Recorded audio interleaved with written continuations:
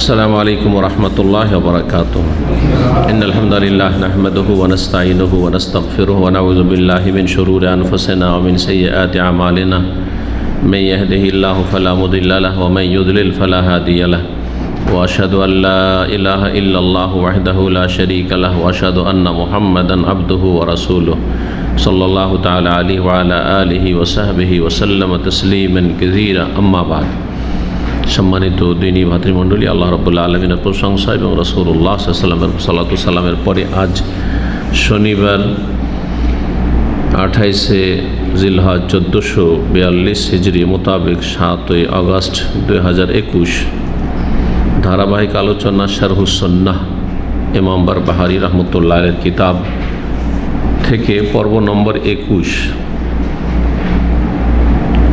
কয়েকটি বিষয় আজকে রয়েছে, তার মধ্যে প্রথম বিষয় হচ্ছে বৃষ্টি বর্ষণ এবং বৃষ্টির সাথে আল্লাহ রাব্বুল আলামিন মালায়েকা ফেরেশতা নিযুক্ত রেখেছেন। এই বিষয়টি বলছেন লেখক, ওয়াল ঈমানু এবং আহলে সুন্নাত ওয়াল জামাত বিশ্বাস রাখে বেআন্না মা কুল্লি কাতরাতিন মালাকান, প্রতিটি বৃষ্টির বিন্দুর সাথে এক একটি ফেরেশতা নিযুক্ত রয়েছে।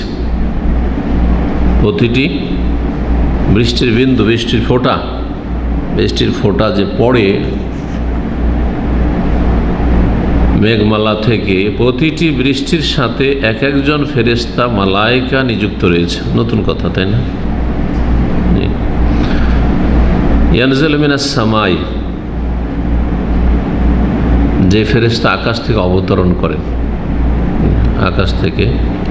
করেন, অথবা ইয়ানজিলু মিনাস সামায়ের সম্পর্ক মা কুল্লি কাতরা, প্রতিটি বিন্দু যে আকাশ থেকে নেমে আসে।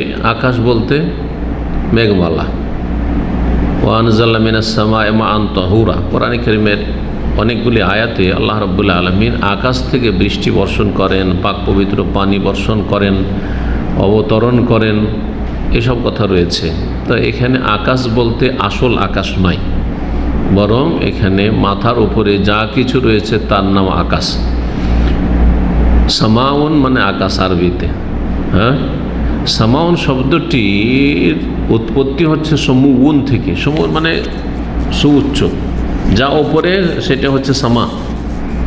এজন্য আরবিতে সামাউনের সংজ্ঞা হচ্ছে কুল্লু মা ফাওকা রাসিকা ফাহুয়া সামাউন, তোমার মাথার উপরে যা কিছু আছে তাই হচ্ছে আকাশ।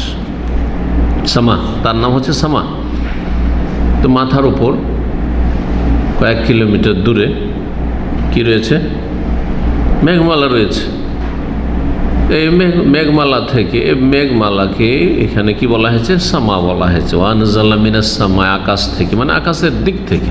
জি, আসল যে মূল আকাশ, যে আল্লাহ রাব্বুল সামাওয়াতিন তিবাকা, স্তরে স্তরে 7 আকাশ তৈরি করে রেখেছেন। তো আকাশ থেকে বৃষ্টি বর্ষণ, আকাশের দিক থেকে মেঘমালাতে বৃষ্টি বর্ষণ হয়। ফেরেশতা কি জন্য নিযুক্ত করেন আল্লাহ রাব্বুল আলামিন? বলছেন যে হাত্তা ইয়াদাহা হাইসু আমারাহুল্লাহু আযজা ওয়া জাল, যাতে করে সেই ফোঁটাগুলিকে, প্রতিটি ফোঁটাকে ফেরেশতা নিক্ষেপ করেন যেখানে আল্লাহ রাব্বুল আলামিন নির্দেশ প্রদান করেন যে এই ফোঁটাটি অমুক জায়গায় জমিনের বা অমুকের গায়ে, অমুকের বাড়ি ঘরে, অমুক এলাকায় কি করবে? নিক্ষেপ করবে। সুবহানাল্লাহ। আল্লাহ রাব্বুল আলামিন তাহলে কত ফেরেশতা রয়েছে, মালায়েকা ফেরেশতার সংখ্যা কত বেশি রয়েছে, এই আসার থেকে, এই বর্ণনা থেকে জানা যায়। এটি রাসূলুল্লাহ সাল্লাল্লাহু আলাইহি ওয়াসাল্লামের মারফু বর্ণনা নয়, এমনকি সাহাবায়ে কেরাম থেকেও এই বর্ণনা নেই। এই মর্মে ভাষ্যকার বলছে ওয়ারাদাত ফি যালিকা বাযুল আসার আন বাযিত তাবেঈন, এই মর্মে কিছু আসার বর্ণনা এসেছে কতিপয় তাবেঈন থেকে। তাবেঈনরা বলেছেন, তখন সেটা একেবারে মন গড়া হওয়ার সম্ভাবনা কম। জি, নিশ্চয়ই তারা জেনেছেন সাহাবায়ে কেরাম থেকে। তবে জানার ক্ষেত্রে একটা শুধু থেকে যায় সম্ভাবনা, যে সেটা হতে পারে এই সিলসিলাটা রাসূলুল্লাহ সাল্লাল্লাহু আলাইহি ওয়াসাল্লাম পর্যন্ত পৌঁছেছে, আবার হতে পারে যে ইসরাইলি বর্ণনা। কারণ কিছু সাহাবায়ে কেরাম ইসরায়েলি বর্ণনা মানে ইহুদি খ্রিস্টানদের আহলি কিতাবদের কিতাবে যে বর্ণনাগুলি রয়েছে আর সেগুলি সাংঘর্ষিক নয় সেগুলি বর্ণনা করেছেন, ইসলামের সাথে কোরআনে বা হাদিসের সাথে সাংঘর্ষিক না বর্ণনা করেছেন। ইসরায়েল বর্ণনার কিস্সা কাহিনী অনেক আছে, কিস্সা কাহিনী যেসব রিওয়ায়াত রয়েছে তাফসীর তাবারিতে রয়েছে, আরও অনেকেতে রয়েছে। বিশেষ করে যারা আহলে কিতাব থেকে ইসলাম গ্রহণ করেছেন এবং আহলে কিতাবের আলেম ছিলেন তাদের মাধ্যমে বর্ণনাগুলি মুসলিম উম্মার তাফসীরের কিতাবাদিতে বা ইসলামিক বই পুস্তকে এসেছে বা তার অনুপ্রবেশ ঘটেছে। যেমন কাবুল আহবার, বিশেষ করে কাব আল আহবার রাদিয়াল্লাহু তাআলা আনহু, উমর রাদিয়াল্লাহু তাআলা জামানে ইসলাম গ্রহণ করেছিলেন। তিনি বড় আলেম ছিলেন ইহুদিদের। আব্দুল্লাহ বিন সালাম বড় আলেম ছিল, রাসূলুল্লাহ সাল্লাল্লাহু আলাইহি ওয়াসাল্লাম মদিনা হিজরত করার পরে পরে ইসলাম গ্রহণ করেছেন। তিরমিজি হাদিস রয়েছে তার ইসলাম গ্রহণের। তো তারা কিছু কিছু বর্ণনা করেছেন তাদের কিতাবে যেগুলো আছে, তো এটাও হইতে পারে। এই জন্য কতটা এটি অথেন্টিক বিষয়টি মানে দলিল ভিত্তিক আল্লাহ তাআলা আলাম, যে প্রতিটি বৃষ্টির ফোঁটার সাথে এক একজন ফেরেশতা নিযুক্ত রয়েছে। তবে কোরআনে কারীমে রয়েছে অসংখ্য ফেরেশতার কথা, মা ইয়ালামু জুনুদা রাব্বিকা ইল্লা হু, তোমার প্রতিপালকের সেনাবাহিনী সম্পর্কে তিনি ছাড়া কেউ জানেন না। কত যে রয়েছে অসংখ্য। যদিও জুনুদের প্রথম সেনাবাহিনী ফেরেশতা, কিন্তু জুনুদ আল্লাহর জুনুদ, আল্লাহর সেনাবাহিনী মানে শুধু ফেরেশতা নয়, কিন্তু আল্লাহর সেনাবাহিনী আল্লাহ রাব্বুল মানুষ, আল্লাহ রাব্বুল সেনাবাহিনী জিন, সমস্ত মাখলুকাত, আল্লাহ রাব্বুল সেনাবাহিনী এই করোনার মহামারী, জি আল্লাহ রাব্বুল সেনাবাহিনী আসমানি জমিনি যত রকমের আযাব গজব রয়েছে সব সেনাবাহিনী আল্লাহর হুকুমে নিয়োজিত আছে। আল্লাহ রাব্বুল সেনাবাহিনী হচ্ছে মশা, মাছি, মুসা আলাইহিস সালামের যুগে যেসব মুজিজাগুলি ছিল তার মধ্যে আছে ব্যাঙ, জি আযাব হয়ে এসেছিল সেনাবাহিনী এই বনি ইসরাইল বা এদের জন্য, কি বলছে ফেরাউন এবং ফেরাউনের অনুসারীদের জন্য। তো আল্লাহ রাব্বুল সেনাবাহিনী কথাটি কিন্তু কোরআনে কারীমে যে বলা হয়েছে সেটা শুধু ফেরেশতাতে সীমিত নয়, সেটাতে ব্যাপকতা আছে, তার মধ্যে সর্বপ্রথম ফেরেশতা। জি বাইতুল মামুরের যে হাদিস রয়েছে মেরাজের, গত দার্সে মেরাজের আলোচনা করেছি মঙ্গলবারে, যে বাইতুল মামুরে প্রতিদিন 70,000 করে ফেরেশতা প্রবেশ করেন, এক ওয়াক্ত সালাতে হাজির হন, একবার ঢোকার চান্স মিলে, তারপরে কিয়ামত পর্যন্ত আর পালা আসবে না। 70,000 করে ঢুকতে আছে কিয়ামত পর্যন্ত। আর ওই যে প্রথম বাইতুল মামুর সৃষ্টির পরে, ফেরেশতা সৃষ্টির পরে যে বাইতুল মামুরে তাদের ইবাদত বন্দেগী শুরু হয়েছে, আর ঢোকার কোনো চান্স আসবে না, পালা আসবে না। তাহলে কত ফেরেশতা রয়েছেন, আল্লাহু আকবার। সমস্ত ফেরেশতার সরদার হচ্ছেন, নেতা হচ্ছেন, দায়িত্বশীল রাইসুল মালায়েকা হচ্ছেন আর রুহুল আমিন, রুহুল কুদুস জিবরাইল আলাইহিস সালাতু ওয়াস সালাম। এই ছিল বিষয়টি। জি এই রেওয়ায়াতগুলি তাফসীর তাবারিতে রয়েছে, তাফসীর ইবনে কাসিরও রয়েছে, দুররে মনসুর রয়েছে। তারপরে লেখক বলছেন ওয়াল ঈমানু, এবং আহলে সুন্নাত ওয়াল জামাত এই ঈমান রাখে, বিশ্বাস রাখে, বিআন্নান নবী সাল্লাল্লাহু আলাইহি ওয়াসাল্লাম হিনা কাল্লামা আহলাল কলিব ইয়াউমা বদরিন, যখন নবী করিম সাল্লাল্লাহু আলাইহি ওয়াসাল্লাম বদরের দিনে বদরের প্রান্তে কূপে নিক্ষিপ্ত কাফেরদের মৃতদেহের সাথে কথা বলেছিলেন। কালিব বলা হয় এমন কূপকে বা কুয়াকে যেই কুয়ার ওপরে পাট থাকে না। পাট বুঝেন তো? কুয়া দেখেছেন না দেখেননি? মাটির কুয়া দেখেছেন না ইটের বাঁধা কুয়া দেখেছেন? দুটোই দেখেছেন, মাশাআল্লাহ। তো ওপরে নেই, মাটি বরাবর হয়ে আছে। কিছু কিছু কূপ হয়তো পরিত্যক্ত হয়ে গেছে কুয়াগুলো, অথবা ওই কুয়া খোদাই করা আছে কিন্তু বাঁধানি হয়নি, মাটির ওপরে আর ঘেরাটা নেই। যে কুয়াগুলি ঝুঁকিপূর্ণ, যে কোনো মানুষ অথবা কোন বিশেষ করে নাবালক ছেলে মেয়েরা, তারপরে গবাদি পশু পড়ে যেতে পারে এরকম এতে। তো কালিব বলা হয় এরকম এতে, যার ওপরের ঘেরাটা নেই, প্রাচীরটি।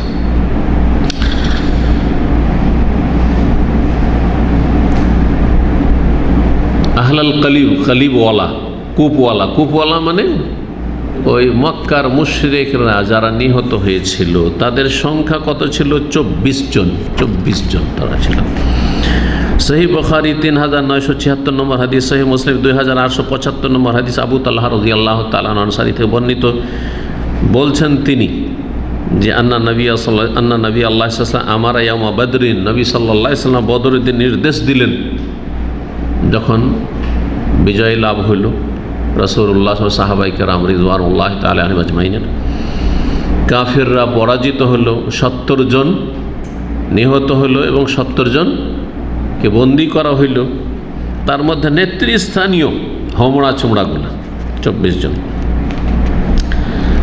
হাদিস এই 24 জনের কথা রয়েছে। ওতে রয়েছে লম্বা হাদিস, ফাজালা ইউনাদিহিম, যখন ফেলে দেওয়া হইল ওদের লাশগুলিকে,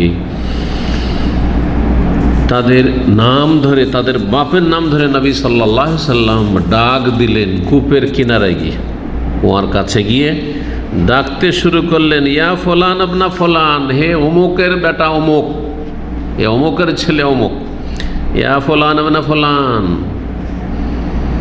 এইভাবে আবু জাহালকে, ওতবা, শাইবা, রাবিয়া যতগুলি হালাক হয়েছিল সবগুলিকে নাম ধরে ধরে ডাকতে শুরু করা রাসূলুল্লাহ সাল্লাল্লাহু আলাইহি ওয়াসাল্লাম। তারপরে তাদেরকে সম্বোধন, আয়াসুর রকম, তোমাদের কি ভালো লাগছে? সাররায়াসুর মানে আনন্দিত করা, তোমাদের কি আনন্দিত করছে? আন্নাকুম আতাতুমুল্লাহ ওয়া রাসূলুহু, যে তোমরা আল্লাহ এবং রাসূল আনুগত্য করতে এখন বুঝতে পারছো। এতদিন তো অসন্তুষ্ট ছিল, ক্ষোভ ছিল যে কি মুহাম্মদ কি বলে সাল্লাল্লাহু আলাইহি ওয়াসাল্লাম, কেন তার কথা মানব। এখন তো আনন্দ লাগছে, মনটা চাইছে যে হাই রে, যদি আল্লাহ এবং রাসূলের কথা মেনে নিতাম। ফাইন্না কাদ ওয়াজাদনা মা ওয়াদানা রব্বুনা হাক্কা, নিঃসন্দেহে যা আমাদের সাথে আমাদের প্রতিপালক আল্লাহ রাব্বুল আলামিন ওয়াদা করেছেন, প্রতিশ্রুতি করেছেন, তা আমরা পেয়ে গেছি। কি প্রতিশ্রুতি? লাগলেবান্না কাতাবাল্লাহ, আল্লাহ লিখে রেখেছেন, লাগলেবান্না আনা ও রসুলি, অবশ্যই অবশ্যই আমি বিজয় হব আর আমার রসুলগণ বিজয়ী হবেন। ওয়ান্তুমুল আলাউনা ইন কুনতুম মুমিনিন, তোমরাই ওপরে থাকবে, নেতৃত্ব দেবে, তোমরাই শক্তিশালী হবে। জি, ওরা নিচে থাকবে, তোমাদের শত্রুরা কাফের মুশরিকরা। ইন কুনতুম শর্ত হচ্ছে মুমিন হইতে হবে, শর্ত লাগিয়ে আল্লাহ ওয়াদা করেছেন। সূরা নূরে আল্লাহ খেলাফত দেবেন, খেলাফত নেওয়ার জন্য পাঁইতারা করা লাগবে না, ষড়যন্ত্র করা লাগবে না, আর এই গণতন্ত্র কুফরের রাজনীতি করা লাগবে না। লা ইস্তাখলিফান্নাহুম ফিল আরদ, তার আগে আল্লাহ বলছে ওয়াদাল্লাহুল্লাযিনা আমানু মিনকুম ওয়া আমিলুস সালিহাত, মুমিনদের সাথে আল্লাহর ওয়াদা, এটা শর্ত লাগানো আছে, শর্ত পুরা করেন। তাহলে আমাদের করণীয় হচ্ছে শর্ত পুরা করো, শর্ত পুরা করেন, আল্লাহর কাজ করবেন, আল্লাহ ওয়াদা পূরণ করবেন। মুমিনদের সাথে আল্লাহ ওয়াদা করেছেন যারা সৎকর্মশীল, শুধু জাতিতে মুমিন মুসলিম নয়, এই জন্য আমিলুস সালিহাত, ফরজ ওয়াজিব আদায় করে, হারাম নাজায়েজ থেকে বাঁচে, কাবিরাত থেকে বাঁচে কমপক্ষে, আর শিরক বিদআত থেকে বাঁচে। শিরক করলে আল্লাহ কখনো সাহায্য করবেন এই জাতির, শিরকে ডুবে আছে জাতি, নাস্তিকতায় ডুবে আছে জাতির অসংখ্য মানুষ। দিনের ফরজ অহরহ ছাড়ছে, সালাত থেকে উদাসীন গাফিল, কি করে সাহায্য নেমে আসবে? লা ইস্তাখলিফান্নাহুম, অবশ্যই অবশ্যই তাদেরকে আল্লাহ ইস্তিখলাফ, খেলাফত দেবেন। তোমরা খেলাফত নেওয়ার জন্য সর্বাত্মক চেষ্টা করিও, যে কোনোভাবে হোক না কেন, বাস পৌঁছিতে পারলে হলো গদিতে। কথা বলেছেন, হচ্ছে মন গড়া ধর্ম জামাত ইখওয়ানীদের। এই ধর্ম আল্লাহ নাজিল করেননি যে ক্ষমতা নেওয়ার জন্য এরকমের আপনি যে কোনোভাবে হোক না কেন পৌঁছিতে পারলে হলো টার্গেট। না, আপনাকে যেভাবে বলা হয়েছে শর্তগুলি পুরা করেন, ওগুলি হচ্ছে আপনাদের করণীয়। আয়াত লম্বা আছে, দার শেষ করতে হবে, সময় অল্প, এই জন্য শেষখানে শর্তটা শুধু বলছি। আল্লাহর ওয়াদা খেলাফত দেবেন, কিন্তু খেলাফত দেবেন, নিরাপত্তা দেবেন, ভয়ভীতি দূর করে দেবেন, শক্তিশালী করবেন। এই একটা কথা বলার পর বলছেন ইয়াবুদুনানি লা ইউশরিকুনা বি শাই'আ, শর্ত হচ্ছে আমার ইবাদত করবে, আমার সাথে কোনো কিছুকে শরীক করবে না। কবর মাজার পূজা মুক্ত হইতে হবে, পীর পূজা মুক্ত হইতে হবে, জি, অন্ধত্ব মুক্ত হইতে হবে, দলিলের অনুসরণ করতে হবে, এত বড় ইমাম বলেছেন, এত বড় হুজুর বলেছেন, ভুল হইতে পারে না? কখনো আল্লাহর মদদ আসবে না। তো ইন্না কাদ ওয়াজাদনা মা ওয়াদানা রব্বনা হাক্কা, আমরা পেয়ে গেছি যে আমাদের রব আমাদের সাথে ওয়াদা করেছিল। এই ছিল ওয়াদা, জি, বিজয়ের ওয়াদা। জি, ফাহাল ওয়াজাদতুম মা ওয়াদা রব্বুকুম হাক্কা, তোমরা কি পেয়েছো তোমাদের সাথে কাফের মুশরিক যারা আল্লাহর দ্বীনের বিরুদ্ধাচরণ করবে, আল্লাহর বিরুদ্ধে, আল্লাহর দ্বীনের বিরুদ্ধে বিদ্রোহ ঘোষণা করবে, তোমরা বিদ্রোহী, তোমরা কি তোমাদের শাস্তি পেয়ে গেছো? এই যে ওয়াদা, তোমাদের কঠোর শাস্তি দুনিয়া আখেরাতে দেবে না, লাঞ্ছিত করবে দুনিয়া আখেরাতে, এই লাঞ্ছনা পেয়েছো কি? উফ, কি যে কষ্ট সেই সময় এই কথাগুলি শোনায় তাদের। আযাব তো চলছেই, কবরের আযাব তো চলছেই, কাফের পাপিষ্টের মরার পরে আযাব শুরু হয়ে যায়, আপনি দাফন করেন আর না করেন। উমর রাদিয়াল্লাহু তাআলা আনহু এই কথাগুলি শুনে অবাক হচ্ছেন। আরে মৃত লাশ সরে আছে, গন্ধ ছুটে গেছে, আর এসবের সাথে কথা বলছেন নবী সাল্লাল্লাহু আলাইহি ওয়াসাল্লাম। ইয়া রাসূলুল্লাহ, হে আল্লাহর রাসূল, মা তুকাল্লিমু মিন আজসাল্লাহ আর ওয়ালাহা, আপনি এমন দেহের সাথে কথা বলছেন, দেহগুলির সাথে কথা বলছেন যার কোনো আত্মা নেই, আত্মাবিহীন দেহের সাথে কথা বলছেন। ওরা কি শুনছে আপনার কথা? না এমনি বকা হচ্ছে, কথা বলা হচ্ছে? ফাকাল রাসূলুল্লাহ, রাসূল বলেছেন, ওয়াল্লাযী নাফসু মুহাম্মাদিন বিয়াদি, সেই আল্লাহর কসম করে বলছি যার হাতে মুহাম্মদ সাল্লাল্লাহু আলাইহি ওয়াসাল্লামের প্রাণ রয়েছে, মা আনতুম বিআসমা লিমা আকুলু মিনহুম, তাদেরকে যে কথাগুলি বলছি সেগুলি তুমি যেই আওয়াজে শুনছো তার চাইতে বেশি জোরে ওরা শুনছে, তুমি তাদের চাইতে বেশি শোনো না। আল্লাহ শোনার ক্ষমতা দিয়েছেন, সবসময় মৃতরা শোনে, একদল এখান থেকে নিয়েছে, এটি একটি মত। কিন্তু না, সঠিক হচ্ছে যে মৃতরা যখন আল্লাহ শোনান তখন শোনে, কারণ কোরআন কারীমে আল্লাহ রাব্বুল আলামিন বলেছেন, ওমা আনতা বিমুসমিন মান ফিল কুবুর, সূরা ফাতির, যারা কবরস্থ, কবরে চলে গেছে তাদেরকে তুমি শোনাতে পারবে না। যদি এখানে উদ্দেশ্য হচ্ছে যে গুমরাহ যারা চোখ বন্ধ করে নিয়েছে, কান বন্ধ করে নিয়েছে, তাদেরকে শোনাতে পারবে না, কিন্তু তাদেরকে তুলনা করা হয়েছে কার সাথে? মৃত কবরস্থ লোকের সাথে। যে কবরে চলে গেছে সে যেমন শোনে না, তেমনি যে গোড়া অন্ধ সে শুনবে না। ইন আনতা ইল্লা নাযীর, এই জন্য তারপর আছে ইন আনতা ইল্লা নাযীর, তোমার কাজে সতর্ক সাবধান করা। কে শুনবে কে মানবে ওটা তার কাজ, তার ক্ষমতা আল্লাহ দিয়েছেন কবুল করার, কিন্তু সে সেই ক্ষমতার প্রয়োগ করেনি, তখন আল্লাহ তৌফিক দেননি। এই ছিল বুখারীর বাক্য, এবং সহিহ মুসলিমও রয়েছে, এবং সহিহ মুসলিম আনাস বিন মালিক রাদিয়াল্লাহু তাআলা আনহু বর্ণিত হাদিস রয়েছে। বুখারীতে আরও রয়েছে আব্দুল্লাহ বিন উমর রাদিয়াল্লাহু তাআলা আনহু থেকে, আবু তালহা থেকে আর আব্দুল্লাহ বিন উমর থেকে। হ্যাঁ, তো লেখক বলছেন যে বদরের কূপে নিক্ষিপ্ত কাফেরদের মৃতদেহের সাথে নবী সাল্লাল্লাহু আলাইহি ওয়াসাল্লাম কথা বলেছেন, এটা আমরা ঈমান রাখি, কারণ নবী সাল্লাল্লাহু আলাইহি ওয়াসাল্লাম বলেছেন। আর তারা শুনেছে, আন্নাল মুশরিকিনা কানু ইয়াসমাউনা কালাম, মুশরিকরা রাসূলুল্লাহ সাল্লাল্লাহু আলাইহি ওয়াসাল্লাম কথাগুলি শুনছিল, মুশরিকদের মৃতদেহগুলি তা শুনছিল। জি, বলে ঈমান এবং আহলে সুন্নাত ওয়াল জামাত ঈমান রাখে বিআন্না রাজুলা ইযা মারিদা, কোনো ব্যক্তি যদি অসুস্থ হয়ে যায়, ইয়াজরুহুল্লাহু আলা মারাদিহি, তার রোগের ওপর, তার ব্যাধির ওপর আল্লাহ তাকে নেকি দিয়ে থাকেন, প্রতিদান দিয়ে থাকেন। আজর মানে প্রতিদান, নেকি, সওয়াব, যা বলবেন। মানুষ অসুস্থ হলে বেকার যায় না, বিশেষ করে মুমিন। এই জন্য হাদিস রয়েছে, ইন্না আমরাল মুমিনি কুল্লাহু লাহু খায়র, মুমিনের ব্যাপারটা, বিষয়টা একেবারে ভালো আর ভালো, কল্যাণ আর কল্যাণ। ইন আসাবাহু সাররা শাকারা ফাকানা খায়রান লাহু, যদি সুখ আসে সেটাও ভালো, কারণ শুকরিয়া, আলহামদুলিল্লাহ সুখে আছি, আলহামদুলিল্লাহ সুস্থ আছি, আলহামদুলিল্লাহ নিরাপদ আছি, তাই না? কোনো টেনশন নেই, কোনো শারীরিক কোনো বালা মুসিবত নেই, বিপদ আপদ নেই, কোনো কিছু নেই, আর্থিক কোনো সংকট নেই, আলহামদুলিল্লাহ শুকরিয়া আদায় করে ফাকানা খায়রান লাহু, এটা কল্যাণকর হয় তার জন্য, শুকরিয়াও ইবাদত। ওয়াইন আসাবাহু দাররা, আর যদি বালা মুসিবত আসে, বিপদ আপদ আসে, দাররা যাতে ক্ষতি হয়, শারীরিক হোক আর মানসিক হোক আর যেরকম আর্থিক হোক, সাবারা, তাহলে কি করে? মুমিন ধৈর্য ধারণ করে। মুমিন ধৈর্য ধারণ করেন না, যারা পাপিষ্ট তারা ধৈর্য ধারণ করে না, যারা নামে শুধু কথিত মুমিন মুসলিম, এইরকমই কাফের ধৈর্য ধারণ করে না। ও প্রাকৃতিকভাবে যতটা ধৈর্য ধারার হুতাশ করার পরে ধৈর্য ধারণ করে, কিন্তু ধৈর্য যে ধারণ করতে হবে আল্লাহ সন্তুষ্টির জন্য, এইভাবে ইবাদতগত ধৈর্য ধারণ একমাত্র মুমিন করে। সাবারা আর সবর করা হচ্ছে ইবাদত। শুকরও ইবাদত, সবরও ইবাদত। তো মুমিনের দুটি অবস্থা, মানুষের দুটি অবস্থা, হয় ভালো নয় মন্দ। ভালো হলে শুকরিয়া ইবাদত, আর মন্দ হইলে সবর ধৈর্য ইবাদত। ফাকানা খায়রাল্লাহ, তাতেও তার কল্যাণ হয়।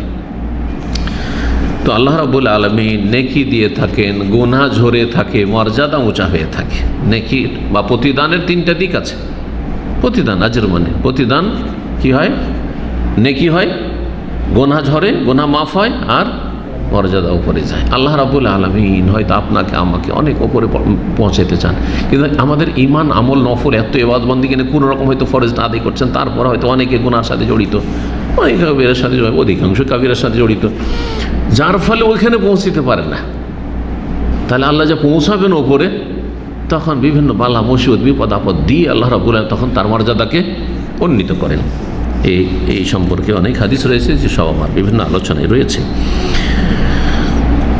এই মর্মে হাদিস রয়েছে, রাসূলুল্লাহ সাল্লাল্লাহু আলাইহি ওয়াসাল্লাম বলেছেন, মা মিন মুসলিমিন ইউসিবুহু আযান, যে কোনো মুসলিমকে যদি কোনো কষ্ট পৌঁছে, যে কোনো কষ্ট, একটা কাঁটা লাগুক, অন্যের বাদ হাত্তা শৌকায়ু শাকুহা, একটা কাঁটাও যদি লাগে, হোঁচট লাগে, মিম্মারাদিন, অসুস্থতা ব্যাধি, ফামাসে ওয়াহু, অথবা এছাড়া অন্য কিছু, ইল্লা হাত্তাল্লাহু সাইয়্যাতি, আল্লাহ তার গুনাহগুলিকে ঝরিয়ে দেন। গুনাহ ঝরে, এই হাদিস দিয়ে জানলাম। কামা তাহুত্তু শাজারাতু ওয়ারাকা, যেমন গাছের পাতাগুলি ঝরে পড়ে বসন্তকালে, বসন্তকালে ঝরে পড়ে পেকে গেলে। এই হাদিস সহিহ বুখারীতে রয়েছে 5647, সহিহ মুসলিমে 2571, আব্দুল্লাহ বিন মাসউদ রাদিয়াল্লাহু তাআলা থেকে বর্ণিত হাদিস। তারপর বলছেন, ওয়া শাহীদু ইয়াজরুহু আলাল কতল, শহীদ যে আল্লাহর রাস্তায় আল্লাহর কালেমা উঁচা করতে গিয়ে শহীদ হয়, যাকে তাকে শহীদ বললে শহীদ নয়, আল্লাহ যাকে শহীদ বলবেন তিনি শহীদ। আল্লাহর খাতায় যদি শহীদ না হয়, সারা দুনিয়া যদি একমত হয়ে একবার অমুক শহীদ, শহীদ নয়। জি। এবং আল্লাহ রাব্বুল কাছে শাহাদাতের মর্যাদা পাওয়ার জন্য যেটা লক্ষণ বলা হয়েছে, সেটা হচ্ছে আল্লাহর এলাই কালিমাতুল্লাহ লিতাকুনা কালিমাতুল্লাহি আল উলিয়া, আল্লাহর কালিমা লা ইলাহা ইল্লাল্লাহ, তাওহীদকে উঁচা করার জন্য, তাওহীদকে শক্তিশালী করার জন্য, শিরক থেকে মুক্ত করার জন্য নিজেকে এবং নিজে অন্যদেরকে। যদি কেউ আল্লাহর কালিমা আল্লাহর জমিনে শক্তিশালী হোক, উঁচু হোক, এই জন্য যদি সে রণক্ষেত্রে যায় আর সেখানে যদি কাফের হাতে, মুশরিকের হাতে, আল্লাহর দ্বীনের দুশমনের হাতে মারা যায়, তাহলে সে শহীদ। মজলুম নির্যাতিত, সেও শহীদ। মুসলিমের হাতেও যদি নির্যাতিত হয়, শহীদ। মজলুম নির্যাতিত হলে শহীদ দুই রকমের, এক হচ্ছে হাকিকি শহীদ, শহীদুল মারিকা, যার রণক্ষেত্রে গিয়ে আল্লাহর কালিমা উঁচা করতে গিয়ে শহীদ হয়েছে, আর হুকমি শহীদ, বিধানের দিক থেকে মর্যাদার দিক থেকে শহীদ, কিন্তু দুনিয়ার বিধিবিধানে যেসব পার্থক্যগুলি রয়েছে, আর ওই মর্যাদার শহীদ নয়, যে মর্যাদার শহীদ হচ্ছে হাকিকি অরিজিনাল শহীদ। জি। শহীদকে আল্লাহ রাব্বুল কি করেন, ইয়াজরুহু, প্রতিদান দিয়ে থাকেন, আল কাতলে, নিহত হওয়ার উপর, যে সে নিহত হয়েছে আল্লাহর রাস্তায়, সেজন্য তাকে আল্লাহ অনেক বড় প্রতিদান দিয়ে থাকেন। এই মর্মে কোরআনে কারীমে আয়াত রয়েছে, হাদিস রয়েছে। আল্লাহ রাব্বুল ইরশাদ করেন সূরা হাদীদের আয়াত নম্বর 19, ওয়াল্লাযিনা আমানু বিল্লাহি ওয়া রাসূলিহি, যারা আল্লাহ এবং রাসূলগণের প্রতি ঈমান নিয়ে এসেছে, উলাইকা হুমুস সিদ্দিকুন, তারা হচ্ছে মহাসত্যবাদী, ও সোহাদা, এবং তারা হচ্ছে শহীদ। সোহাদার একটি তাফসীর হচ্ছে সোহাদা, শহীদ বহুবচন, আর একটি ওলামা, তারা হচ্ছে ওলামা।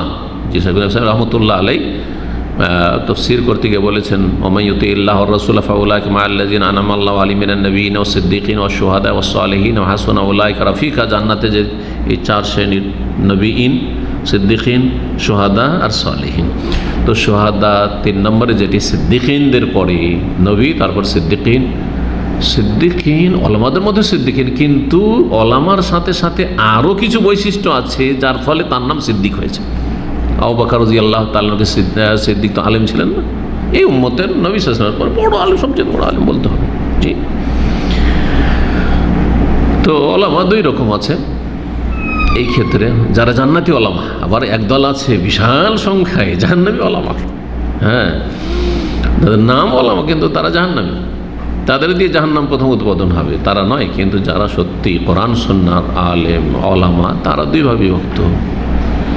ইলমের সাথে আমলও আছে অনেক বেশি, এবং ঈমান ইয়াকিনের উচ্চ মর্যাদা লাভ করেছে, যার ফলে সিদ্দিকিনদের অন্তর্ভুক্ত।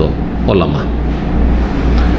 আল্লাহ ভালো জানে কাদেরকে আল্লাহ সিদ্দিকিন হিসাবে গ্রহণ করবেন। প্রতিটি যুগে থাকতে পারে, এটাই নয় যে শুধু ওই যুগেই ছিল। আর শুধু আবু বকর সিদ্দিক, আবু বকর সিদ্দিকের উপাধি দুনিয়াতে সিদ্দিক, সবার তার উপাধি হয় না, কিন্তু সিদ্দিকিন সাহাবায়ে কেরাম সিদ্দিকিন অধিকাংশ। জি, আইম্মায়ে কেরাম বড় বড় যারা সিদ্দিকিন, তারা ওলামার সাথে সোহাদার সাথে। সোহাদা, ওলামাকে সোহাদা কেন বলা হয়েছে? কারণ তারা তাওহীদের সাক্ষ্য প্রদান করে। শাহিদাল্লাহু লা ইলাহা ইল্লাল্লাহু ইল্লাহু ওয়াল মালায়েকাতু ওয়া উলুল ইলমি কায়িমান বিল কিসত। আল্লাহ বলছেন, আল্লাহ স্বয়ং সাক্ষী দিচ্ছেন ওয়াহদানিয়াতের, একত্বের তার, এবং ফেরেশতাগণ সাক্ষ্য প্রদান করেন, আর ওয়া উলুল ইলম উলামায়ে কেরাম করে সাক্ষ্য প্রদান করেন। ওলামারা পড়াশোনা করে যারা তাওহীদ সুন্নতের জ্ঞান রাখে, ওলামা মানে এই না যে তাদের তাওহীদ সুন্নতের জ্ঞান নেই, শিরক বিদাতি ধর্মকর্ম করছে আর ওইসবের প্রচার প্রসার করছে, তাদের ওলামা দেশীয় ওলামা। এরা হচ্ছে আমাদের দেশীয় ভাষার ওলামা। আল্লাহ রাব্বুল লিস্টে তারা ওলামা নয়। তারা তো ওলামা হচ্ছে যাদের ইলম অনুযায়ী আমল রয়েছে, এবং সবচেয়ে গুরুত্বপূর্ণ ইলম হচ্ছে ইলমুত তাওহীদ, আকীদা, তাওহীদ আকীদার ইলম যাদের কাছে রয়েছে। তো উলুল ইলম উলামায়ে কেরাম কায়িমান বিল কিসত, যারা ন্যায়ের উপর প্রতিষ্ঠিত, এদেরকে আল্লাহ শাহিদ, আল্লাহ শাহিদা শব্দটি এখানে উল্লেখ করেছেন। সোহাদা, তারা বহুবচন সোহাদা, শহীদের সাক্ষ্য প্রদান করে ওয়াহিদানিতা। সেই জন্য এখানে শহীদ বলতে আল্লাহ রাস্তার শহীদ। জি হ্যাঁ, তো এখানে অসহাদা ইনদা রাব্বিহিম, তাদের রবের কাছে, লাহুম আজরুহুম, শহীদদের জন্য তাদের প্রতিদান রয়েছে, ওয়া নূরুহুম, তাদের জ্যোতি রয়েছে, যেই জ্যোতি তাদের সামনে ডানে বামে সব দিকে ছুটাছুটি করবে, আর কোনো তাদের পেরেশানি হবে না জান্নাতে পৌঁছতে। পক্ষান্তরে কাফের মুনাফিকদেরকে সূরা হাদীদ আল্লাহ বলেছেন যে অন্ধকারে তারা নিমজ্জিত থাকবে, যারা আলোতে এগিয়ে চলে অনেকে বলে যে আমাদেরকে একটু দাও, নাক্তাবিস মিন নূরিকুম, একটু আলো আমরা নিই তোমাদের আলোতে, অন্ধকারে তো আমরা হাবুডুবু করছি, যেতে পারছি না, কোন দিকে যাব, একটু রাস্তা দেখো, আমাদেরকে আলোটা দাও। ইরজিউ ওয়ারাকুম ফালতামিসু নূরা, পিছনে গিয়ে খুঁজুগা। মুমিন মুসলিমরা জান্নাতীরা বলবে যে যাও পিছনে গিয়ে, এই মুনাফিক কাফেররা তোমরা আলো খুঁজছো, যা পেছন দিকে, ইরজিউ ওয়ারাকুম ফালতামিসু নূরা, সেদিকে গিয়ে জ্যোতি খুঁজো, কারণ তোমরা দিন ইসলাম থেকে, লা ইলাহা ইল্লাল্লাহ থেকে পিছিয়ে ছিলে, তো পেছন দিকে তোমরা খুঁজো। এমন একটা প্রাচীর আল্লাহ সৃষ্টি করে দেবেন, ফজর বাইনহুম, হ্যাঁ, বিসুরিন লাহু বাতিনুহু ফিহি রাহমা, ভিতর দিকে রহমত আর রহমত জান্নাতীদের, আর যাহিরু মিন কিবালিহিল আযাব। জি, অথচ তার আত্মীয় স্বজন হবে, একই ঘরের মায়ের পেটের ভাই হবে। জি, কারো বাপ মা হবে, কারো ছেলে মেয়ে হবে। আলাম নাকুম মাকুম, একসাথে একই অন্নে ছিলাম না, একই সংসারে ছিলাম না, ওই জন্য তারপর আয়াত আছে একসাথে ভাই, একই রুমে থাকতাম দীর্ঘদিন, একই সাথে লেখাপড়া করছি, সহপাঠী, একই সাথে সৌদি আরবে এসে একসাথে কাজ করে গেছি। আরে কাজ করে গেছো, কিন্তু তাওহীদের দেশ থেকে তাওহীদ নিয়ে যাওনি, সুন্নতের দেশ থেকে সুন্নত নিয়ে যাওনি, শিরক বিদআত নিয়ে এসে শিরক বিদআত নিয়ে ঘুরে চলে গেছো, যা হবে না কাজ। জি, আল্লাহু আকবার, আলহামদুলিল্লাহি রাব্বিল আলামিন আলা নিয়ামাতিল ইসলাম, তাওহীদ এবং সুন্নত এবং নিয়ামত যে আল্লাহ ইসলামের দিয়েছেন, ইমানে দিয়েছেন, আল্লাহর শুকরিয়া আদায় করে শেষ করা যাবে না। ওয়াল্লাযিনা কাফারু, পক্ষান্তরে যারা কাফির, ওয়াকাযযাবু আয়াতানা, আমার আয়াতকে তারা মিথ্যা জ্ঞান করবে, উলাইকা আসহাবুল জান্নাহ, তারাই হচ্ছে জাহান্নামী। তো এখানে তাদের প্রতিদানের কথা রয়েছে শহীদদের। নবী সাল্লাল্লাহু আলাইহি ওয়াসাল্লাম বলেছে ইউগফারু লিশ-শাহীদ কুল্লু যামব, শহীদের সমস্ত গুনাহ মাফ করে দেওয়া হবে, ইল্লা দাইন, একটি, সেটা কি ঋণ। আর সাধারণ মানুষ তো বাদ দেন, আমাদের অনেক দিনই ভাইরা ঋণের ক্ষেত্রে একেবারে উদাসীন, পরোয়া নেই, টাকা পেয়ে গেছে আর কি, আমি আমার মতো দেব। অত সোজা নয়, কখন যে মওতের পরোয়ানা চলে আসে কোনো মুক্তি নেই। সালাত দিয়েও মুক্তি নেই, যাকাত দিয়েও মুক্তি নেই, হজ দিয়েও মুক্তি নেই, উমরা দিয়েও মুক্তি নেই, কোনো কিছুতে মুক্তি নেই। শহীদ, সুবহানাল্লাহ, শহীদের মতো মর্যাদা কারো নেই, তারপরে শহীদকে আল্লাহ মাফ করবেন না যতক্ষণ পর্যন্ত ঋণ মুক্ত না হবে। নবী করিম সাল্লাল্লাহু আলাইহি ওয়াসাল্লাম ঋণী ব্যক্তির জানাজা পড়তেন না প্রথম দিকে, যতক্ষণ পরিশোধ না করা হইতো। যখন সচ্ছলতা আসলো, বাইতুল মালে পয়সা আসলো, তখন নিজেই পেমেন্ট করে দিতে, কারো উপর ঋণ আসতো, মৃতদেহ নিয়ে আসা হয়েছে জানাজার জন্য, আগে পরিশোধ করে তারপরে জানাজা পড়তেন, আর না হলে বলতেন সাল্লু আল্লাহ সাহেব যাও জানাজা পড়ো, আমি জানাজা পড়বো না এদের। জি, কত বড় অপরাধী তাহলে ঋণী ব্যক্তি ঋণ অবস্থায় যদি মারা যায়। এই বিষয়গুলিকে আমাদের দিনী ভাই বোনেরা ছোট মনে করে দেখছেন। খবরদার না, পয়সার ব্যাপারে লোভী হবেন না, কারণ হারাম খাবেন, আপনি আপনার পরিণাম খারাপ করবেন, খুবই খারাপ আপনার পরিণাম। আপনার এলম, আপনার আমল, এই দাওয়াতি জজবা কিচ্ছু কাজে আসবে না, কোনো কিছু কাজে আসবে না, সব বরবাদ হয়ে যাবে। আল্লাহ হেফাজত করে, আল্লাহ হেফাজত করে। আল্লাহ যেন আমাদেরকে কারো সামনে ঋণী না করে। আল্লাহ মাকফিনা বিহালালিকা আন হারামিকা ওয়া আগনিনা বিফদলিকা আম্মান সিওয়াক। এই দোয়াটি বেশি বেশি পড়বেন। আল্লাহু আকবার, অন্তর থেকে পড়বেন। আল্লাহ তোমার মুখাপেক্ষী করো, তোমার সবসময় মহতাজ থাকি, তুমি আমার প্রয়োজন পুরা করে দাও, কারো যেন মুখাপেক্ষী না হয়। দেখেন আল্লাহর পক্ষ থেকে সাহায্য আর বরকত আর রহমত আসে কিনা। জি, কিন্তু যখনই সামান্য একটু প্রয়োজন ধার, সময় একজন প্রয়োজন ধার, সময় একটু প্রয়োজন দেখি এদিক ওদিক হাত পা মেরে দেখি কারোর কাছে পাওয়া যায় কিনা, আল্লাহর সাহায্য নেমে আসবে না। যতটা ইনকাম আছে সেই অনুযায়ী চলেন, দেখেন বরকত আসে কিনা, অবশ্যই বরকত আসবে। এই ছিল শহীদ সম্পর্কে কথা। হাদিসটি সহিহ মুসলিমের 1886 নম্বর হাদিস, আব্দুল্লাহ বিন আমর বিন আস থেকে বর্ণিত। তারপরে বলছেন লেখক নতুন একটি কথা যেটি খণ্ডন করছেন। ওয়াল ঈমানু আহলে সুন্নাত ওয়াল জামাত বিশ্বাসী বিআন্নাল আতফালা ইযা আসাবাহুম শাইউন ফি দারিদ দুনিয়া আলামুন।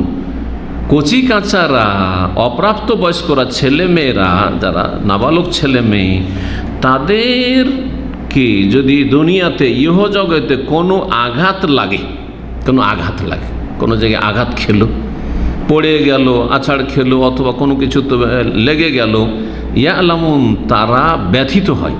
আলাম থেকে ইয়া আলামুন মানে তারা কি হয়, ব্যথিত হয়, ব্যথা পায়।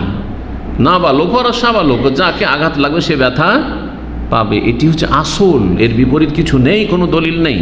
কিন্তু জনৈক ব্যক্তি, তার যুগে ইমাম বারবাহারির যুগে, তার নাম ছিল বকর, সে খুব প্রসিদ্ধ লোক না, তার গুমরাহি ছিল বেশ কিছু, তার মধ্যে এটি একটি গুমরাহি। ইবনে উখতে আব্দুল ওয়াহেদ আল বসরি, আব্দুল ওয়াহেদ ইবনে যায়েদ আল বসরি বড়ই দিনদার, ধার্মিক, আবেদ জাহিদ ছিলেন, আবেদ জাহিদ ব্যক্তি ছিলেন। এই বকরের মামা আব্দুল ওয়াহেদের বোনের ছেলে, মানে কি ভাগিনা, এই আব্দুল ওয়াহেদ আল বসরির ভাগিনা বকর এই ধরনের কথা বলেছে। কি বলেছে? বলছেন ওয়াজা লেখা, এই কথাটি এই জন্য বললাম যে কচি কাচারা আছাড় খেয়ে নিলে, আঘাত খেলে, আঘাত লাগে এবং ব্যথা পায়। কেন বললাম? কারণ আব্দুল ওয়াহেদ আল বসরির ভাগনা বকর বলেছে, কালা বলেছে, লা ইয়ালামুন, বাচ্চাদের ব্যথা লাগে না, পড়ে গেলে কিছু হয়নি। এই যে অনেকে বলে না কিছু হয়নি, হয়েছে, সে আপনি ওকে ভাব দিচ্ছেন যাতে করে কান্নাকাটি না শুরু করে দেয়, ওটা আলাদা কথা। কিন্তু যদি এই বিশ্বাস রাখেন যে না বাচ্চাদের পড়ে গেলো, আছাড় গেলো, কিছু হয় না, ভুল কথা, এটি গুমরাহি। এটি তো বলছেন যে সে বলেছে লা ইয়ালামুন, বাচ্চাদেরকে ব্যথা লাগে না। ওয়া কাযাবা, সে মিথ্যা কথা বলেছে, বুঝা, সে মিথ্যা কথা বলেছে। এই কথাটি ইমাম ইবনে হাজম রহমতুল্লাহ আলাইহি তার ফসল কিতাবে উল্লেখ করেছেন, এবং ইমাম আবুল হাসান আশআরি উল্লেখ করেছেন মাকালাতুল ইসলামিন। এই কিতাবগুলিতে এই কথাগুলি রয়েছে। ইবনে হাজম রহমতুল্লাহ আলাইহি খণ্ডন করতে গিয়ে বলেছেন এই বকরের যে হাযা ইনকিতাউ সামজিন ওয়া লাজাজিন ফিল বাতিলি কবিহিন ওয়া দাফিল আয়ান ওয়াল হিস, এটি হচ্ছে যারা ঝগড়াটে, বাতিল পন্থায় ঝগড়াটে লোক, ফাসাদি লোক, তাদের এরকম বিচ্ছিন্ন মত, কবিহীন নোংরা কথা, ওয়াদাফিল আয়ান, স্বচক্ষে যা দেখছি, যা আমরা অলহিস, যা আমরা অনুভূত, আমাদের কাছে অনুভব করছি, আমার ছেলেটা পড়ে গেল আর কান্নাকাটি শুরু করে, ব্যথা না হয়েছে তেমনি কান্নাকাটি করছে, তাই না? তো দেখতে পাচ্ছি, আমরা অনুভব করছি, তারপরে বলা যায় না ছোট বাচ্চারা আঘাত খেলে ব্যথা পায় না, ব্যথা হয় না তাদের, এটা ভুল। কুল্লু ওয়াহিদ মিন্না কাদ কানা সগীরান, তারপরে আমরা সকলে এক সময় কচিকাচা ছিলাম, নাবালক ছিলাম, ওয়ায়ুমিনু আন্নানা কুন্না না'লাম, আর আমরা বিশ্বাস রাখি ছোট থেকে আমাদের কত ব্যথা পেয়েছি। কি ব্যথা পাইনি? ব্যথা পাননি এমন আছে? গাছ থেকে পড়েছেন, ব্যথা পেয়েছেন। কেউ আর কিছু হয়েছে, আছাড় খেয়েছেন, ব্যথা পেয়েছেন। কেউ কম কেউ বেশি, কারো মনে আছে কারো মনে নেই, কিন্তু সবারই হয়েছে এটা। ছোট বাচ্চা বিছানা থেকে যখন হামাগুড়ি দেওয়া শুরু করে তখন আর থেমে থাকতে চায় না, খালি দৌড়াইতে চায়। বিছানাতে কত যে আছাড় খায়, হ্যাঁ, আর কত ক্ষয়ক্ষতি হয়। তো ব্যথা অবশ্যই পাই, নাহলে চিল্লাই কেন? আন্নানা কুন্না না'লামুল আলামা শাদীদ, আমরা কঠিন ব্যথা পেতাম ছোটকালে।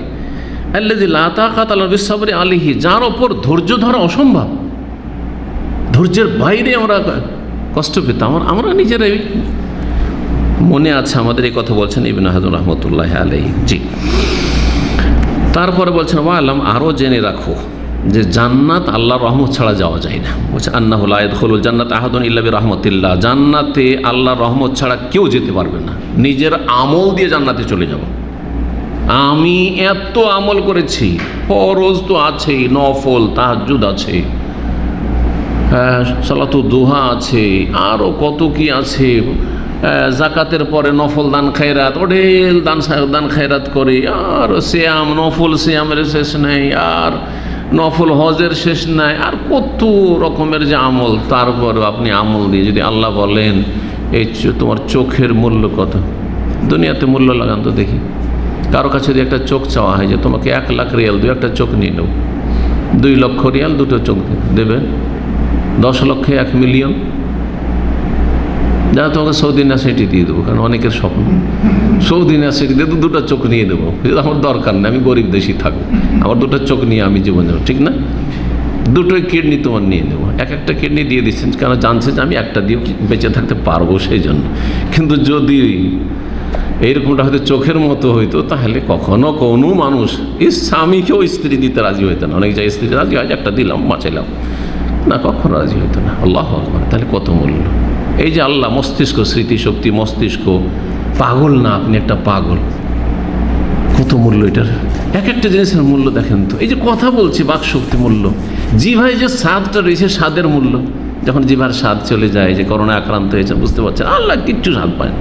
মহিলারা যখন পেটে গর্ভধারণ করে কোনো স্বাদ পায় না, সব পানি আর পানি, আউযুবিল্লাহ। ওরাই বুঝে, আমি শুই না বলছি শুধু, বা পড়িয়া বলছি। আল্লাহু আকবার, কত বড় নিয়ামত যখন এই স্বাদটা ফিরে আসে জিভাতে। কোন নিয়ামত হবে? আইয়া আলা রাব্বিকুম তুকাযিবান, কোনটা নিয়ামতের তুমি মূল্য দেবে? তো দুনিয়ার এই সব নিয়ামতের বদলা দিতে দিতে তো তোমার সব ইবাদত বন্দেগী শেষ। তো আখিরাত কি করে জান্নাতে যাবে? তো জান্নাত আল্লাহর রহমত ছাড়া পাওয়া যায় না। তবে আল্লাহর রহমতের মাধ্যম হচ্ছে ঈমান এবং নেক আমল। আল্লাহর রহমত পাওয়া যাবে না যতক্ষণ ঈমান এবং নেক আমল না। শিরক মুক্ত ঈমান, কুফরি মুক্ত ঈমান, মুনাফিকি মুক্ত ঈমান, বিদাত মুক্ত ঈমান এবং বিদাত মুক্ত আমল, নেক আমল, কাবিরা থেকে বেঁচে থাকা, ফরজ ওয়াজিব আদায় করা, এই সবগুলি হইলে আল্লাহর রহমতের আশা রাখবেন। আপনি আল্লাহর রহমতের আশা রাখবেন, আল্লাহর রাজা ভয় করবেন। ঠিক বলছেন যে আল্লাহর রহমত ছাড়া কেউ জান্নাতে যেতে পারবেন। এই মর্মে হাদিস রয়েছে সহিহ বুখারী 6464, সহিহ মুসলিমে 2818। বলছেন নবী সাল্লাল্লাহু আলাইহি সাল্লাম তাতে সাদ্দিদু ওয়া কারিবু, তোমরা কাছাকাছি হওয়ার চেষ্টা করো, মধ্যম পন্থা অবলম্বন করো। হ্যাঁ, কঠোর পরিশ্রম ইবাদত করতে গেলে আগামী চলে আসবে, কিছুদিন পরে একবারে বরবাদ হয়ে যাবেন, তখন হয়তো একদম বিরক্ত ছেড়ে দিবেন। ওয়াবশিরু, সুসংবাদ নাও, ফাইন্নাহু লান ইয়াদখুলাল জান্নাত আহাদান আমালুহু, কোনো ব্যক্তিকে কখনো তার আমল জান্নাতে নিয়ে যেতে পারবে না। কালু, সাহাবীরা বলেন, ওয়ালা আনতা ইয়া রাসূল, আপনিও আপনার আমল দিয়ে, আরে নবী সাইয়্যিদুল মুরসালিন, খাতামুন নবীন, আপনিও আপনার আমল দিয়ে জান্নাতে যেতে পারবেন না? বলছেন ওয়ালা আনা, আমিও, ইল্লা ইয়াতাগাম্মাদানি আল্লাহু মিনহু বিরহমা, যদি আল্লাহ আমাকে রহমত দিয়ে ঢেকে নেন তাহলে, অবশ্যই ঢাকবেন, কিন্তু রহমত, আমিও আল্লাহর রহমতে জান্নাতে যাব। ওয়ালামু, আর জেনে রাখো যে আন্না আহাব্বাল আমল ইলাল্লাহ আদম, সবচাইতে আল্লাহর কাছে প্রিয় আমল হচ্ছে স্থায়ী আমল।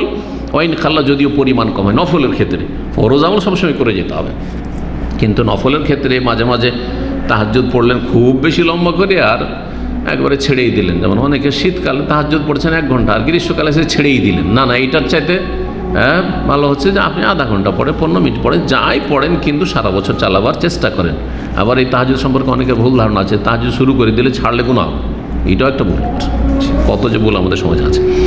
ওয়ালা ইউআযিবুল্লাহু আহাদান ইল্লা বিযুনুবি, আল্লাহ কোনো বান্দাকে আযাব দেবেন না বিনা কারণে, গুনাহ ছাড়া আযাব দেবেন না। তাহলে গুনাহ আছে, তাহলে আযাব।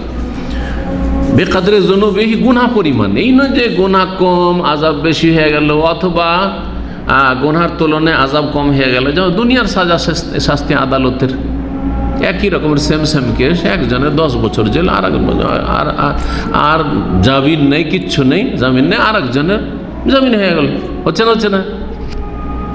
কোনো হালকা অপরাধীকে বড় শাস্তি দেওয়া হইলো, আর বড় অপরাধীকে হালকা শাস্তি দেওয়া হইলো, তো দেওয়াই হইল না। হ্যাঁ, কথা বুঝতে পারছেন? কিন্তু না, আল্লাহর কাছে না, বেকাদরে যুনুবি, গুনাহ অনুপাতে। ওয়ালাউ আযাবাল্লাহু আহলাস সামাওয়াতি ওয়া আহলাল আরাদিন, তবে আল্লাহ যদি আকাশবাসীকে, সমস্ত ফেরেশতা এবং জমিনবাসীকে, জিন এবং ইনসানকে, বাররাহুম ওয়া ফাজরাহুম, ভালো এবং মন্দ, ভালো মন্দ জিন, ভালো মন্দ মানুষ, সবাইকে যদি আযাবাহুম, সবাইকে আযাব দেব, কাউকে জান্নাতে দেবো না, সবকে জাহান্নামে দেবো, বা সবাইকে শাস্তি দেবো, পানিশমেন্ট করবো। বলছেন গায়রা জালিমুল্লাহ, আল্লাহ জালেম না। সবাইকে যদি আযাব দেন, অথচ সারা জীবন আল্লাহর ইবাদতবন্দি করেছেন, ঈমান অবস্থায় থেকেছেন, হ্যাঁ, জাহান্নামে যাওয়ার কোনো কারণ দেখছেন না, তবু আল্লাহ জালেম না। কেন? আল্লাহর জিনিস আমরা না। হ্যাঁ, গত সপ্তাহে একটা উদাহরণ দিয়েছিলাম, নিজের জিনিস নিজে খরচ করছেন। কেউ যদি বলে যে আপনি এইভাবে খরচ কেন করছেন, তো জবাবটা কি দেন আপনারা? অহংকারীরা, তোমার বাপের টাকা খরচ করছি, আমি আমার টাকা দিয়ে যে ইচ্ছা সেভাবে চলি, তাই না?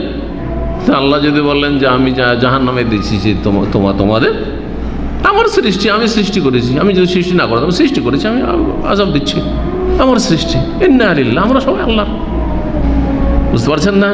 আপনি একটা ক্ষুদ্র একটা মানুষ যদি এই কথা বলার ক্ষমতা রাখেন, অথচ ওগুলো আল্লাহর দান, আমানত। আবার টাকা পয়সাগুলো কিন্তু এই নয় যে আপনি মালিক, আপনার আমানত আল্লাহ রেখেছেন, যে ভালো জায়গায় খরচ করেন, উপকারী জায়গায় খরচ করেন, আর যে একটু মধ্যম পন্থায় খরচ করে বাঁচছে আল্লাহর রাস্তায়, আল্লাহ সন্তুষ্টিমূলক কাজ করেন। তারপরে আপনি বাহাদুরি দেখাচ্ছেন, বলছেন যে আমি আমার টাকা খরচ করেছি, যা ইচ্ছা তাই করি। গেলাম এখন হোটেলে, আমি একটা মিল একজন খেলাম, 50 রিয়াল খরচ করে দিলাম। কেউ যদি বলে আপনি তো একটা বোকা লোক, 10 টাকায় 12 টাকাতে এক প্লেট পাওয়া যায় বাঙালি হোটেলের, আপনি এখানে গিয়ে 50 টাকা কেন খরচ করলেন? বলেছে আমাকে বোকা বলার তুমি আছো কে? আরে আমি 8 টাকাতে 50কে 100 রিয়াল খরচ করি, তাতে কি? কথা বোঝা গেছে না?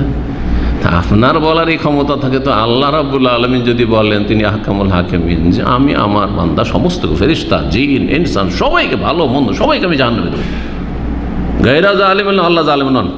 লা ইয়াজুজু আন ইউকালা, এই কথা বলা জায়েজ নয়, লিল্লাহি তাবারাক ওয়া তাআলা, আল্লাহ তাবারাক ওয়া তাআলা সম্পর্কে, ইন্নাহু ইয়াজলিম, যে আল্লাহ জুলুম করছেন বা করেছেন, তবে আল্লাহ করবেন না, তবে আল্লাহ এমনটা করবেন না। জালেম কে বলা হয়? জুলুম কাকে বলা হয়? কেউ যদি অন্যের অধিকার নেই, অন্যের জিনিস নেই, সে জালেম, তাই না? আপনি অন্যের হক মানেন তাহলে জালেম, কিন্তু আপনি যদি ন্যায্য অধিকার আদায় করেন, আপনি জালেম না।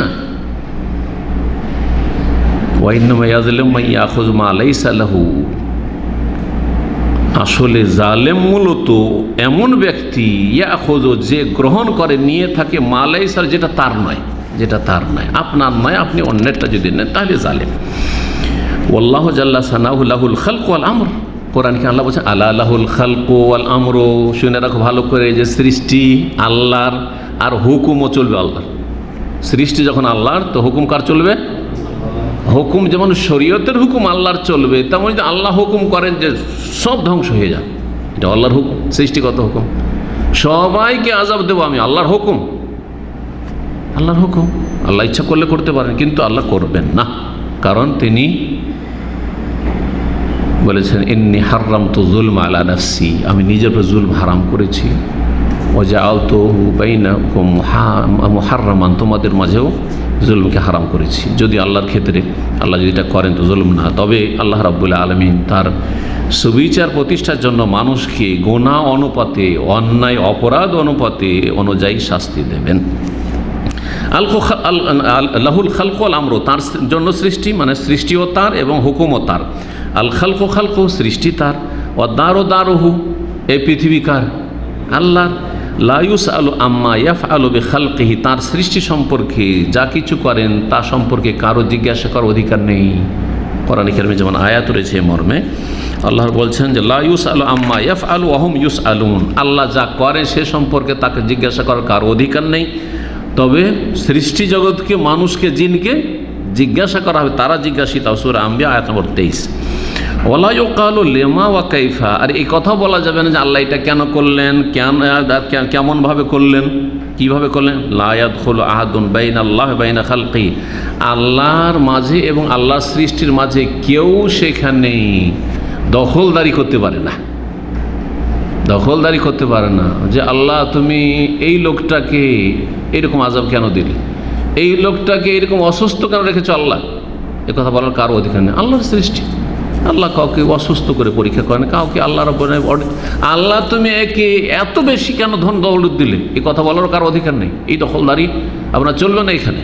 জি, কারণ সৃষ্টি আল্লাহর হুকুম, আল্লাহর, যার ক্ষেত্রে আল্লাহ ইচ্ছা হুকুম করেছেন কোন তার কাছে ধন দৌলত, অঢেল ধন দৌলত হয়ে যাও, কোন এই ব্যক্তি রোগী হয়ে থাকো, খোড়া হয়ে যাও, দুর্ঘটনার শিকার হও, কোন ফায়াকুন, আল্লাহুল খালকু ওয়াল আমরু। এখানেই আজকের আলোচনা শেষ হচ্ছে। ওয়া সাল্লাল্লাহু আলা নবিয়িনা মুহাম্মদ ওয়া আলা আলিহি ওয়া সাহবিহি আজমাইন।